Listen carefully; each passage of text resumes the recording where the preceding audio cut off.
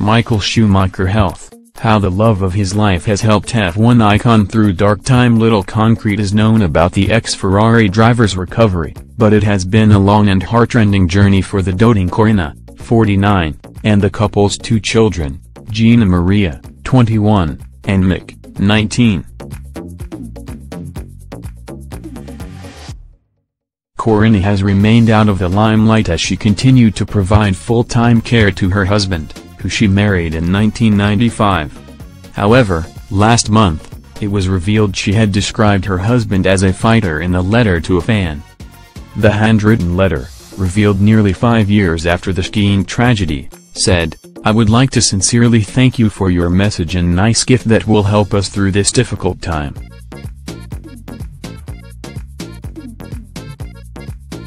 It is good to receive so many kind wishes and other well-intentioned words, which is a great support for our family. We all know Michael is a fighter and will not give up." The F1 legend is reportedly being cared for at the luxury family home near Lake Geneva in Switzerland after suffering catastrophic injuries on a ski slope at the French resort of Marbel.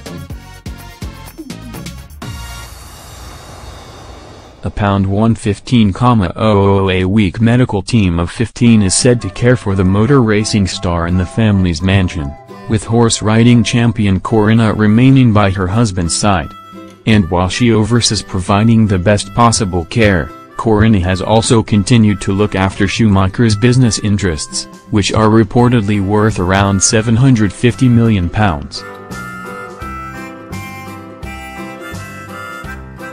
This month, it was reported the 7-time F1 champ was no longer bedridden or surviving on tubes. German magazine Bravo claimed Schumacher could be moved to a specialist brain clinic in Dallas, Texas. As well as helping with her husband's rehabilitation, Corinna is said to have overseen the rebuilding of the Schumacher's home. The multi-million-pound pad was being renovated for dad Rolf Schumacher before his son's chilling accident.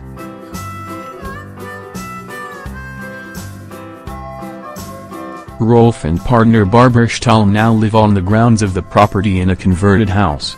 Horse riding champion Corinna and her future husband met at a Ferrari party before tying the knot.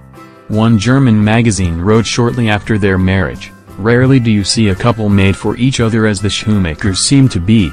Schumacher himself admitted just days before his horror accident that they have never had a serious fight.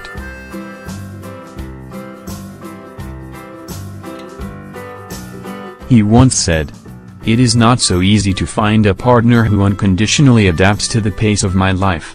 But following Schumacher's traumatic brain injury, Corinna had to take the helm.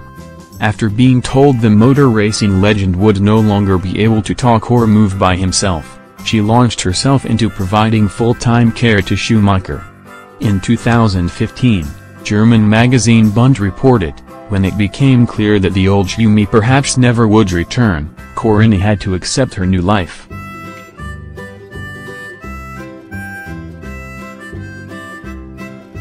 She had to act. She took over the job, and the power, of her husband as an act of succession. Corinna underwent a remarkable transformation, from his wife to the clan chief, a lady who trained as a sales clerk to the manager of a multi-millions company. She reportedly sold off his £25 million private jet as well as a home in Norway. The fiercely protective Corinna even launched legal proceedings against 3 German newspapers for allegedly revealing false details about his medical condition. In August this year, the stricken F1 legend's family revealed he often cries when he sees natural beauty while in his wheelchair at the family's villa in Gland.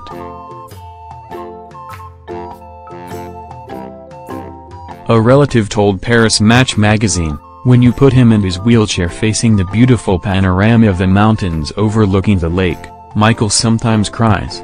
After Schumacher's horror accident, a family friend told Express.co.uk, after the accident on the slopes on December 29, a friend of the Schumachers told Express.co.uk, "All the models, the groupies, the sex-on-legs pitch-top girls never meant a thing to Michael. Corinna was a small-town girl like he was a small-town boy, both from the same end of the country."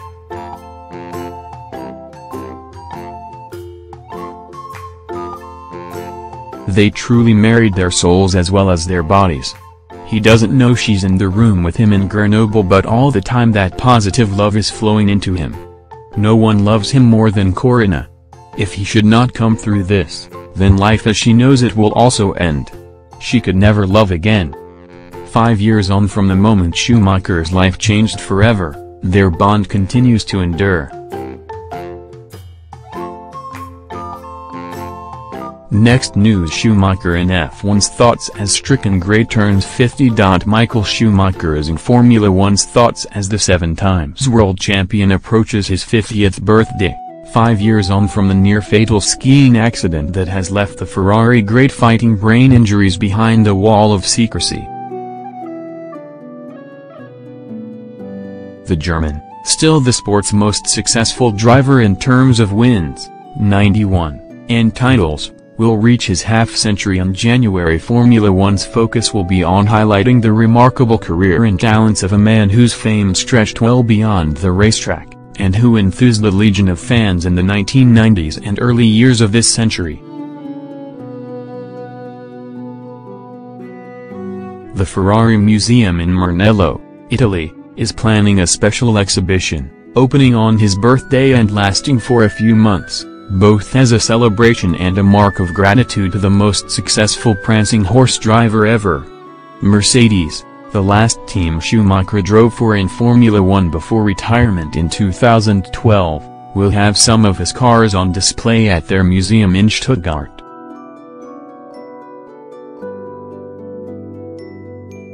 Formula One management will also dedicate a week to Schumacher on its social media platforms, including exclusive interviews with many of those who were part of the German's Formula One story.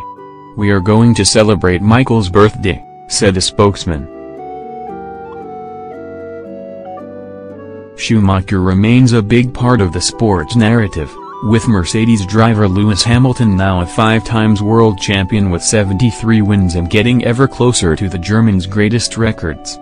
Hanging over it all, however, will be a strong sense of sadness, just as every anniversary since his December 29, 2013, fall while skiing off-piste near Marbol in the French Alps with his family.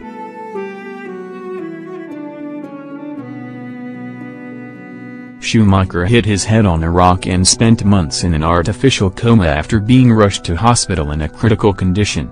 "We think a lot about him," Mercedes Motorsport head Toto Wolff told Reuters. "He was an exceptional sportsman, and he's missed. As a 7-times world champion, he's missed within the paddock. He's missed as a consultant to us, somebody we've been looking up to.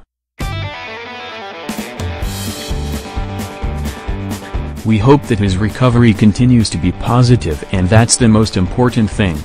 Considerable conjecture just how positive, or otherwise, is a matter of considerable conjecture, and one met with resolute silence from his wife Corinna, the family and those who always formed part of Schumacher's innermost circle.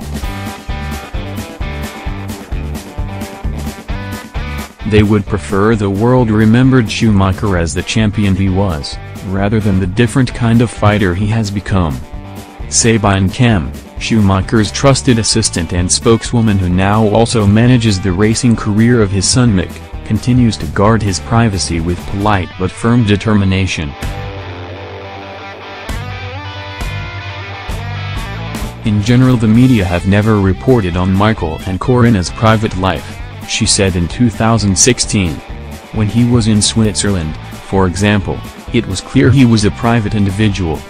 Once in a long discussion Michael said to me, 'You don't need to call me for the next year, I'm disappearing.'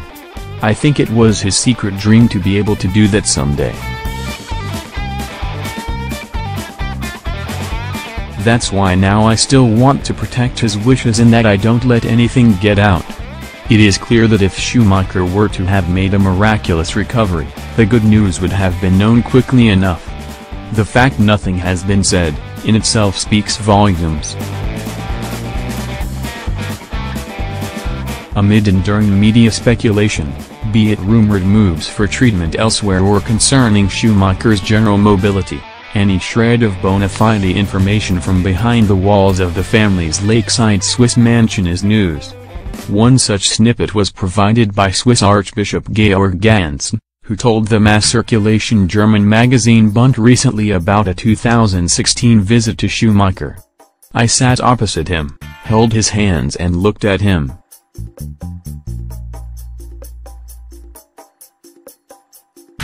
His face is just as we know it, the typical Michael Schumacher face. Only a bit fuller," he said. He feels that loving people are around him and care for him and, thank God, keep the all-too-curious public away. A man who is sick needs discretion and understanding. Jean Todt, Schumacher's former Ferrari boss who is now president of Formula One's governing body, is a frequent visitor.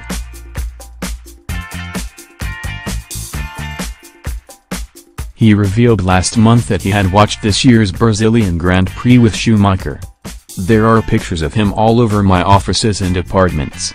The time with Michael will always be remembered as the best of my life," the Frenchman told reporters. Next news: Schumacher wouldn't have made Vettel's 2018 mistake. Ross Brawn says Sebastian Vettel may have been guilty of being a neutral passenger as Ferrari's upgrades in 2018 backfired, and suggested that a similar downturn would not have been allowed to continue over several races when Michael Schumacher was at the team. An update package introduced for the Singapore GP went wrong as Ferrari suddenly lagged off the pace of Mercedes, having previously delivered an arguably better package across the European leg of the campaign. The same package remained on the car in Russia and Japan, with Lewis Hamilton winning all three races to stray clear of Vettel in the Drivers' Championship.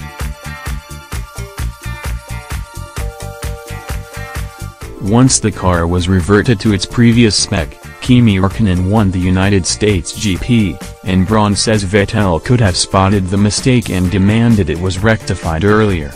Seb had a mixed 2018, Brawn told F1's official website. He's had some very good performances, and played a big part in taking the team forward, but in the end, Seb and the team didn't deliver.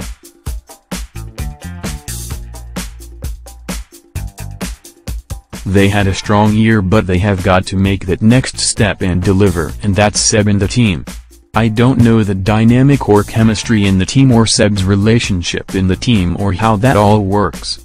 He made one or two errors, which is unfortunate, but with drivers, that can happen. The team seemed to make a wrong turn technically for several races, and then they came back again to an older spec which corrected their form.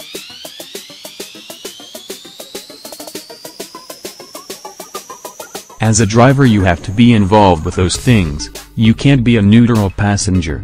I recall when I was at Ferrari, if we had something we were uncertain about, Michael would be banging my door down to talk about it and spend time with the engineers and work until he got himself comfortable with what was going on. That motivates a team and can be a catalyst for people to look at things in a different way or different perspective. The difference between success and failure is often down to small things. I don't think he or the team need to change things dramatically, they just need that final bit of polish to get off the line. Thank you for watching the video. Be sure to share and subscribe to your channel to get the latest sports news around the world. Wished health and success. Goodbye.